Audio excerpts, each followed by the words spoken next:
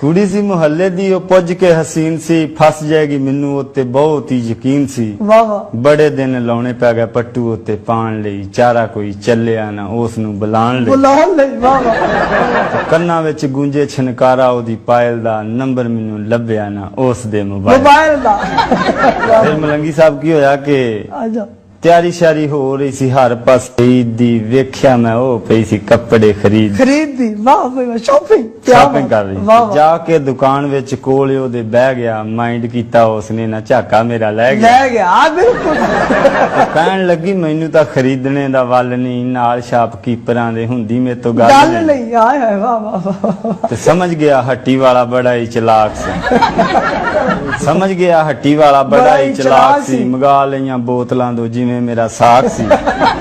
3 ਸੀ ਕਢਾਈ ਵਾਲੇ 4 ਸੂਤੀ ਤੰਦ ਦੇ ਪਾੜ ਦਿੱਤੇ 7 ਸੂਟ ਉਸ ਦੀ ਪਸੰਦ ਦੇ ਵਾਹ ਵਾਹ ਤੇ ਬਿੱਲ ਸੀ ਬਣਾ ਦਿੱਤਾ 5,000 ਦਾ